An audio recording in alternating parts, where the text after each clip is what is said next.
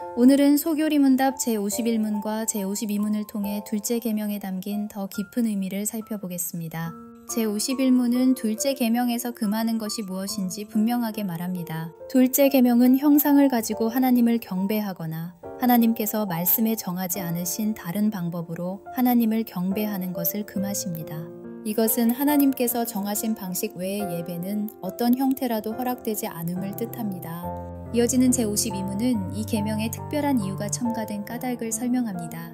하나님께서는 우리의 주권자이시며 우리의 소유주이시며 자신에게 드려지는 예배에 대해 열심을 가지시는 분이시기 때문입니다. 하나님께서는 당신의 백성이 어떤 방식으로 예배하는지를 매우 중요하게 여기십니다. 여기서 한 가지 질문이 생깁니다.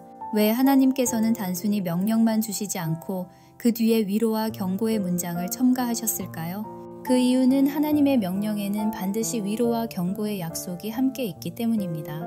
어떤 이들은 하나님의 명령을 가볍게 여깁니다. 사랑의 하나님이시니 이 정도는 넘겨주시지 않을까라고 생각하기도 합니다. 하지만 하나님의 명령은 매우 준엄합니다.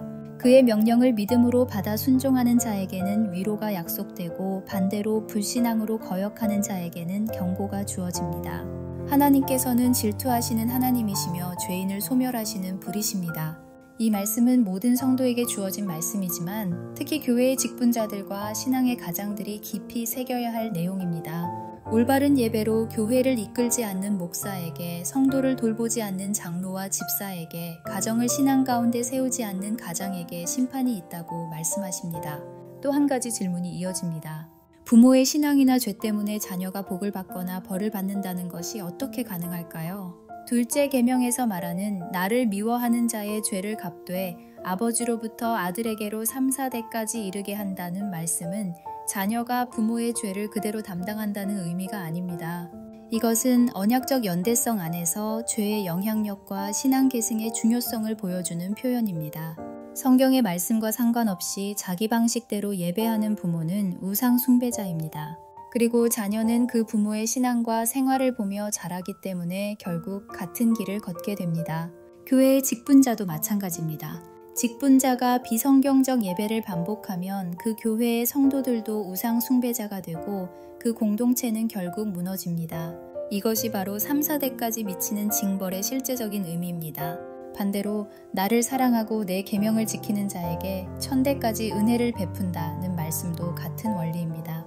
부모의 신앙 때문에 자녀가 자동적으로 구원받는 것은 아니지만 말씀대로 하나님을 예배하는 부모와 직분자의 모습을 본 자녀와 성도들은 참된 교회 안에서 보존됩니다. 신앙은 본을 통해 이어지고 삶을 통해 전달됩니다. 하나님께서는 왜 이렇게 두려운 계명을 주셨을까요? 우리를 예수 그리스도에게로 인도하시기 위함입니다. 레위기에서 아론의 아들 나답과 아비후가 하나님께서 명하시지 않은 불로 나아갔다가 여호와의 불에 타 죽는 사건이 발생합니다. 그들은 비록 우상을 만들어 섬기지는 않았으나 하나님께서 명하신 대로 그분께 나아가지 않았기 때문에 죽었습니다. 참으로 두렵고 떨리는 일입니다. 하나님께서는 이를 통해 그분을 예배하고 섬기는 일이 매우 위험하고 두려운 일임을 가르쳐 주십니다. 그분이 가르쳐 주신 방법대로 예배하지 않는 것은 심판을 자초합니다. 우리는 죄인이며 하나님께서는 죄인을 멸하시는 거룩한 분이십니다. 둘째 계명은 이를 통해 우리의 죄와 비참을 깨닫게 합니다.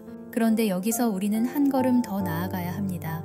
하나님께서는 그분의 형상을 만들지 말고 그것에게 절하지 말고 그것을 섬기지 말라고 하셨습니다. 우리는 이 계명이 단지 하지 말라는 금령에 지나지 않는다고 생각하기 쉽습니다. 그런데 그분의 형상을 만들지 말라고 하신 하나님께서 자신의 형상을 이 땅 위에 보내셨다는 사실을 아십니까? 바로 우리 주 예수 그리스도십니다.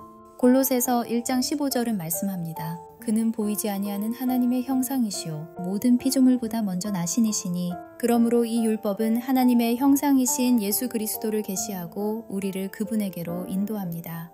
예수 그리스도는 우리가 하나님께 나아가 예배하도록 하나님께서 말씀으로 정하신 유일한 길이요 진리요 생명이기 때문입니다. 예수 그리스도를 나의 구주로 고백하는 사람만이 이 율법을 지킬 수 있습니다. 예수님은 보이지 아니하시는 하나님의 형상이시며 모든 성경은 그리스도를 통해 완성됩니다. 이 계명은 궁극적으로 하나님의 형상이신 예수 그리스도를 가리키며 우리를 그분에게로 인도합니다. 우리는 그리스도를 통해서만 하나님께 나아가 예배할 수 있으며 그분 안에서 잃어버린 하나님의 형상을 회복합니다.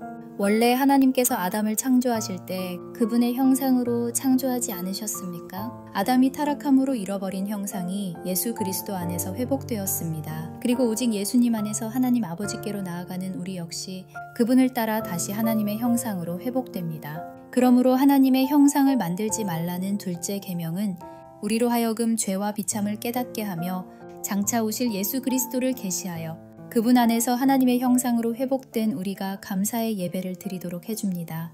하나님께서 베푸시는 은혜를 찬송합니다.